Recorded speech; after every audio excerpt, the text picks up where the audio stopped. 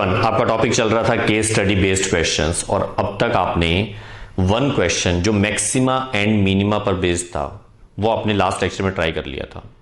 आज जो हम ट्राई करने वाले हैं वो है नेक्स्ट टॉपिक प्रोबेबिलिटी में से, यानी केस स्टडी का क्वेश्चन जो प्रोबेबिलिटी पर बेस्ड होगा वो किस टाइप से होगा। और मोस्टली जो बेस थ्योरम और कंडीशनल प्रोबेबिलिटी थी इनके क्वेश्चन मिक्स करके ज़्यादा पूछे जाते हैं। तो नेक्स्ट जो क्वेश्चन है पहले एक मिनट रीड करते हैं, फिर एक एक करके सारी बातें आपके सामने आएंगी। अच्छा, आपको ये तो याद है कि जितने भी केस स्टडी के क्वेश्चन हैं उनमें आपको 5 पार्ट्स गिवन होंगे, 1 मार्क के होंगे, लेकिन उनमें से आपको 4 अटैम्प्ट करने होंगे, मतलब 4 नंबर का क्वेश्चन होगा। यानी जो क्वेश्चन पहले 4 नंबर का आता था उसी को इन्होंने केस स्टडी की फॉर्म में MCQs में डाल दिया और थोड़ा सा इजी बना दिया। मैं इजी इसलिए कह रहा हूँ क्योंकि वहाँ पर आपको पूरा क्वेश्चन कंप्लीट सब्जेक्टिव फॉर्म में दिखाना पड़ता था। यहाँ 1 नंबर के क्वेश्चन है, आप डायरेक्ट टिक लगा सकते हो लेकिन थोड़ी सी कैलकुलेशन करनी पड़ेगी। बस ये वो थोड़ी फास्ट हो जाएगी क्योंकि रफ में जाएगी कैलकुलेशन। तो समझते हैं इधर। यस, नेक्स्ट क्वेश्चन चेक करो, प्रोबेबिलिटी पर बेस्ड है। In an office 3 employees Sheetal, Sonia and Himanshu process incoming copies of a certain form. Sheetal processes 50% of the forms. Sonia processes 20% and Himanshu the remaining 30% of the forms. Sheetal has an error. अब error क्या हो रही है, sorry error का rate कितना है, rate of 0.06. Sonia has an error rate of 0.04 and Himanshu has an error rate of 0.03. अच्छा, first part check करो। देखो टोटल 5 पार्ट्स हैं, मैंने अभी तक 2 आपके सामने लिखे हैं, वहाँ आंसर स्टार्ट करूँगा, धीरे धीरे करके बाकी पार्ट्स आ जाएंगे। First part is the conditional, ये पूरा नेम कंडीशन प्रोबेबिलिटी भी बोल सकते हो, कंडीशनल प्रोबेबिलिटी भी बोल सकते हो। That an error is committed in processing given that Sonia processed the form. एक मिनट, एक काम करते हैं, इस क्वेश्चन को बाद में रीड करना। कई बार ना क्वेश्चन पढ़ के एकदम से समझ में नहीं आता कि क्या हो रहा है। हम वही काम करते हैं जो हमने बेस थ्योरम में बहुत अच्छे से सीखा था। मैंने आपको बहुत डीप नॉलेज में बहुत आराम से एक एक करके बहुत सारे क्वेश्चन समझाए थे। अगर वो सारी बातें पता हैं तो ये क्वेश्चन बहुत इजी लगेगा और वो पता भी होंगे आपको। हाँ यस, इधर ध्यान दो। हम एक काम करते हैं, आंसर में सबसे पहले जो जो यहाँ पर हमें नॉलेज थी किस किस बात की, कि कितना प्रोसेस किया है या कितना एरर है, वो सब बातों को यहाँ रिप्रेजेंट देखो कैसे करेंगे। E1, E2, E3, ये हमने 3 इवेंट लेट किए हैं। E1 is form processed bye Sheetal, second is processed bye Sonia and third is Himanshu. ठीक है, अब इसके लिए अगर आपसे पूछें PE1 फिर PE2 एंड PE3। अच्छा, आपको ये भी याद होगा कि अगर हम सब्जेक्टिव फॉर्म में जाएं तो हम यहाँ एक लाइन लिखा करते थे, E1, E2, E3 these are mutually exclusive and exhaustive events. ठीक है, वो सब्जेक्टिव में चलता है, यहाँ हम ऑब्जेक्टिव फॉर्म में जा रहे हैं इसलिए थोड़ा फास्ट कैलकुलेशन करेंगे। E1 का मतलब फॉर्म प्रोसेस्ड बाय शीतल। अब देखो शीतल ने कितने प्रोसेस किए थे, 50%, मतलब 50/100। 1/2 लिख सकते हो, इसको बाद में लिख लेंगे। This is 20/100 and this is 30/100। Clear? Okay, F check करो। F एक्चुअल में गिवन केस को रिप्रेजेंट करता है, याद है। एक बार हम एक काम कर रहे हैं, हम F को क्या लेट कर रहे हैं, क्योंकि बाद में एरर की बात की हुई है तो an error is committed in processing the form. ये हमने लेट कर लिया कि एरर जो है वो प्रोसेस को फॉर्म प्रोसेस करते वक्त एरर जो जो हुई हैं उसका सिंबल हमने F लिया। अब यहां पर यस, इधर ध्यान दो, F/E1। पहले तो आप ये सोचो F/E1 का मीनिंग क्या है। वैसे F/E1 है ना, इस तरह से रिप्रेजेंट मत किया करो। एक्चुअल में F/E1 एग्जैक्ट सिंबल ऐसा होता है, वो बोलते वक्त हम बाय बोल रहे हैं लेकिन वो डिवाइड में मत लगाना। अच्छा, F/E1 का मीनिंग क्या है कि जो डिवाइड में लिखा हो वो पहले हो चुका होता है, फिर इसकी कंडीशनल प्रोबेबिलिटी। इसका मीनिंग क्या होगा पहले सोच के देखो। E1 का मतलब, यस इधर ध्यान दो, फॉर्म प्रोसेस्ड बाय शीतल, और F का मतलब an error is committed in processing, मतलब शीतल ने फॉर्म प्रोसेस किया और उससे एरर हुई। तो वो तो बिल्कुल क्लियर बता रखा है कि शीतल ने जो एरर की थी वो थी 0.06। बस समझ आ रहा है। Next F/E2। E2 का मतलब सोनिया ने प्रोसेस किया और F का मतलब उससे एरर हुई। तो वो है 0.04। Next F/E3। E3 का मतलब हिमांशु ने प्रोसेस किया और उससे एरर हुई, वो है 0.03। क्लियर? अच्छा, अभी तक तो जो हमें इंफॉर्मेशन दी हुई थी हमने उसको रिप्रेजेंट कर लिया, मैथमेटिकली यहां लिख दिया उसको। अब आते हैं फर्स्ट पार्ट पे। The conditional probability that an error is committed in processing given that Sonia processed the form. देखो, इस पूरे को अगर आप ध्यान से पढ़ते हो तो आपको बिल्कुल क्लियर दिखेगा। यस, काफ़ी सारे स्टूडेंट्स को पता लग गया कि सर आंसर यहीं कहीं छुपा हुआ है, और वो है सेकंड नंबर में। क्यों? आराम से देखो। चलो आप इस क्वेश्चन को बोलो, आप इसका मतलब बताओ क्या है।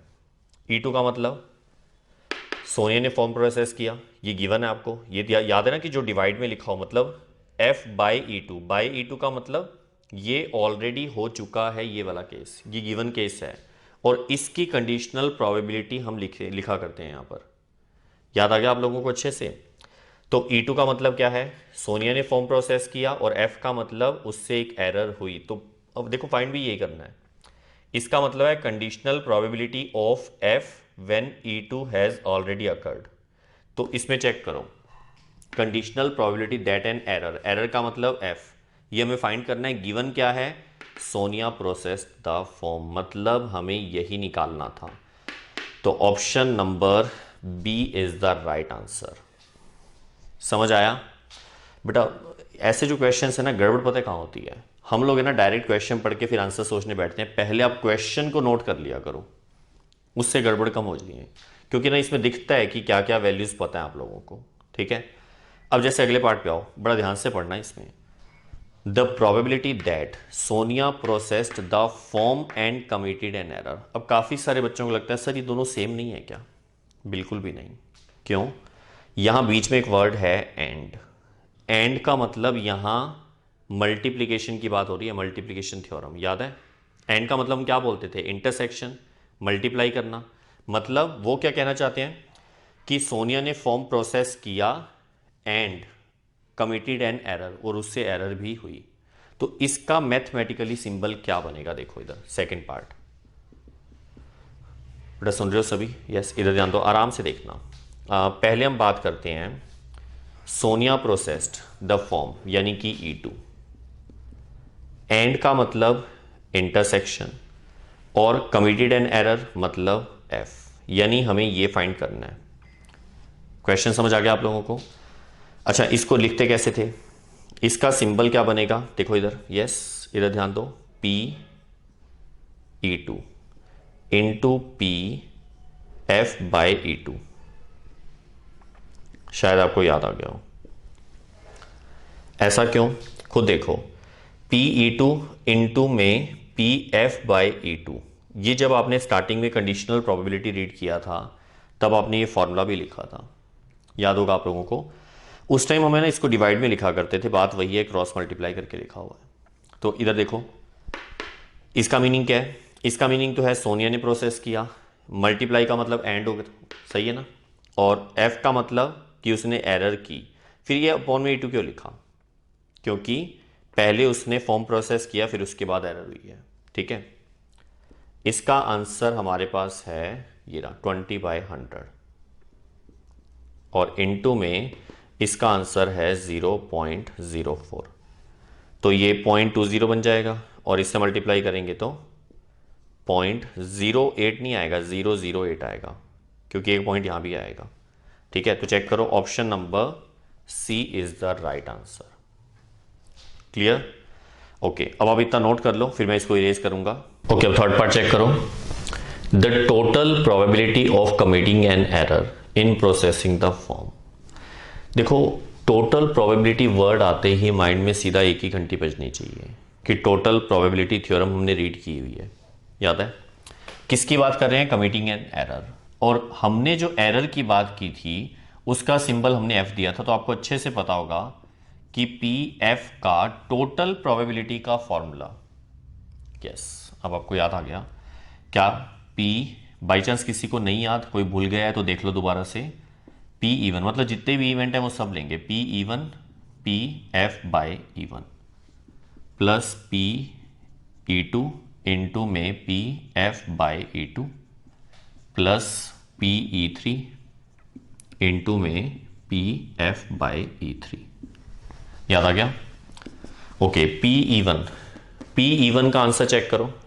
Yes, 50/100 into P F by even 0.06, P E2 20/100 into 0.04, next is 30/100 into 0.03।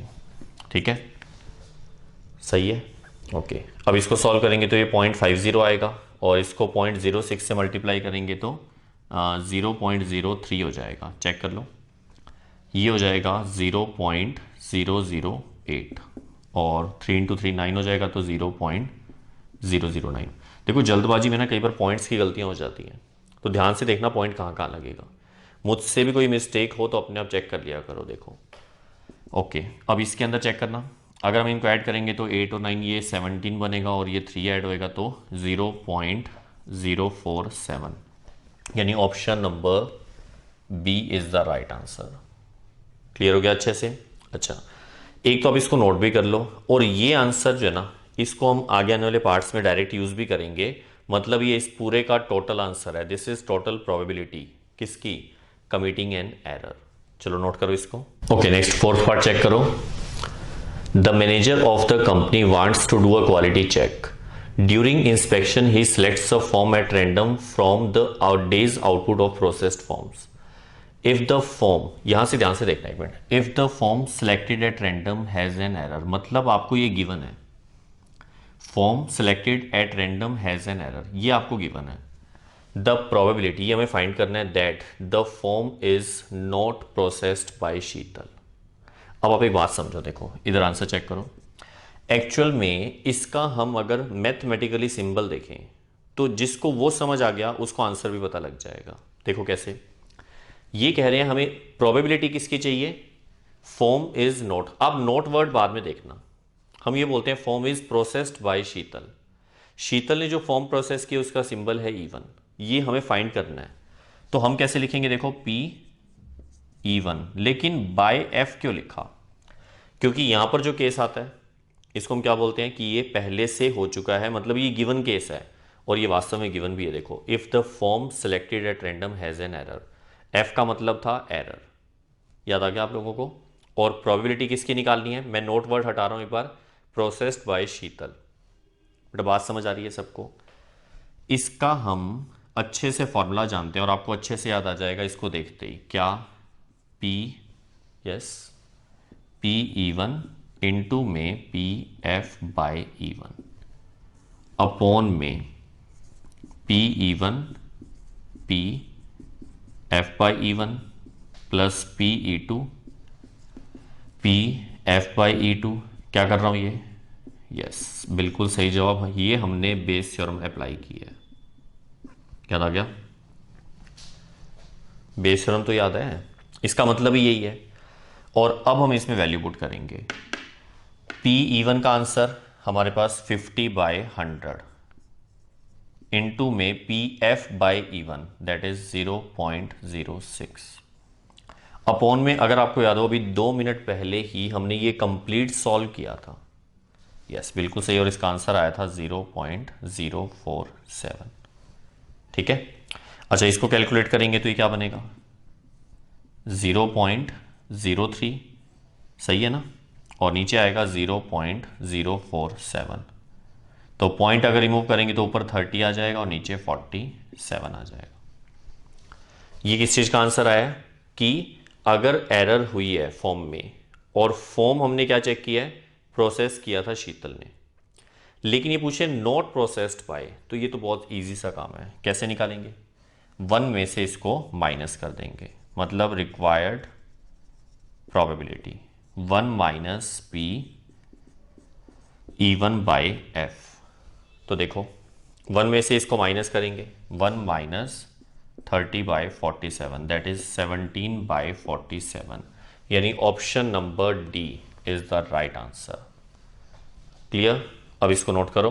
Okay, next part check करो। Let F be the event of committing an error in processing the form. Actual में ये हमने पहले लेट भी किया हुआ है, देखो एफ को हमने यही लेट किया था, an error is committing in the processing the form.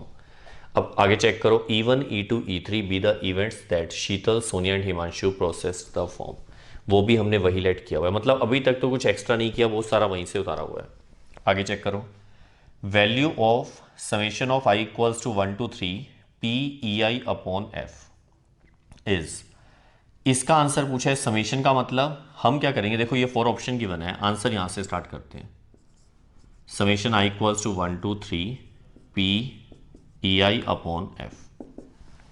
पहले 1 पुट करेंगे, ये तो पता है ना, पहले 1 पुट करेंगे तो क्या आएगा, पी E1 बाई एफ। फिर 2 पुट करेंगे तो E2 बाई एफ, और फिर 3 पुट करेंगे तो पी E3 बाई एफ। और बीच में प्लस इसलिए लगा रहे हैं क्योंकि समेशन का मतलब ऐड करना, ठीक है, सम। इतना आने के बाद इसको देख के शायद आपको याद आ रहा होगा, अभी 2 मिनट पहले हमने जो 4th पार्ट किया था उसमें हमने इसका आंसर निकाला था 30/47। फिर बाद में 1 में से माइनस किया था, तो 1 में से माइनस तो इसलिए किया था, उसमें नोट पूछा हुआ था, तो इसका आंसर 30/47 आएगा, याद है। तो यहाँ पर देखो मैं लिख देता हूँ, now P E1 by F क्या आएगा ऊपर, पी E1 इंटू में P F by E1, whole divide में उन सब का प्लस था, ठीक है। उन सब के प्लस को हम यूँ लिख सकते हैं, सिग्मा या summation I equals to 1 to 3 P E I into P F upon E I. और इसका आंसर हमने 3rd पार्ट में 0.047 निकाला था। बेटा याद आ रहा है सबको, अभी अभी किया है, तो इसके अंदर ऊपर वैल्यू पुट करेंगे तो ये तो फिर सीधा मैं लिख दूँ 30/47 आ जाएगा, अभी किया था हमने। अब हम लिखते हैं पी E2 बाई एफ, ऊपर क्या आएगा, पी E2 इंटू में पी एफ बाई E2। नीचे मैंने ये डिनोमिनेटर सेम आएगा, मैंने कॉमा लगा दिया, मतलब ये सेम उतार लेना, ठीक है। वैल्यू पुट करें, पी E2 का आंसर 20/100 इंटू में पी एफ बाई E2 0.04, नीचे 0.047, सही है। इसको सॉल्व करेंगे तो ये आ जाएगा 0.008, मतलब 8/47, चेक कर लेना। और पी E3 बाई अगर एफ होगा तो ऊपर E3 वाला केस आ जाएगा, P E3 P F by E3, whole divide में कॉमा लगाया, मतलब ये डिनोमिनेटर सेम। इसका आंसर डायरेक्टली देख लो, अब इसका आंसर है 30/100, मतलब 0.3 हो गया, और इससे मल्टीप्लाई करेंगे तो 0.009 हो जाएगा, और अपॉन में 0.047 आएगा। समझ आ रहा है सीधा, तो ये हो जाएगा 9/47, क्लियर। अच्छा, और लास्ट में हम क्या करेंगे, ये सारी वैल्यूज इक्वेशन नंबर 1 में पुट कर देंगे। यहां लिख देता हूं, देखो पुट इन फर्स्ट। इधर तो आपका क्वेश्चन रेडी हो गया, summation I equals to 1 to 3 P E I upon F equals to, इसका आंसर 30/47 प्लस 8/47 प्लस 9/47, 47 सबका एलसीएम आएगा तो ये 17 और 30, 47/47 दैट इज 1 का मतलब D is the right answer. Clear हो गया अच्छे से अब? ओके, अब इसको नोट करो। एक्चुअल में देखो प्रोबेबिलिटी जो है ना, आपने देखने से आपको लग रहा होगा कि सर ये 1 नंबर में ज़्यादा बड़े हो रही हैं, बिल्कुल हैं। प्रोबेबिलिटी का जो क्वेश्चन है ना, अगर ये 1 नंबर में बनते हैं इस टाइप से, तो ये थोड़े से लेंदी रहते हैं, लेकिन फिर भी आपके एग्ज़ाम में इसको थोड़ा सा शॉर्ट करेंगे, ठीक है। मतलब आपका जो एग्ज़ाम आएगा उसमें लेंदी पार्ट नहीं पूछेंगे आपसे, कुछ शॉर्ट होंगे, 1-2 हो सकता है लेंदी हो, तो आप लोग है ना थोड़ा सा इस टाइप की प्रैक्टिस करोगे तो आपको पहले ही पता लग जाएगा कि हमें 5 में से एक ऐसा पार्ट जो हमें नहीं करना वो आप पहले ही सिलेक्ट कर लो। देखने से, जब प्रैक्टिस होगी तो देखने से पता लगेगा कि कौन सा थोड़ा सा बड़ा हो रहा है, तो आप उसको स्किप कर दो, है ना। लेकिन कई बार स्किप किया हुआ पार्ट आगे यूज़ हो जाता है, तो थोड़ा ध्यान से प्रैक्टिस पहले करके जाना, ठीक है। तो नेक्स्ट लेक्चर में एक केस स्टडी क्वेश्चन के साथ फिर मिलेंगे, तब तक के लिए अच्छे रहिए और स्वस्थ रहिए।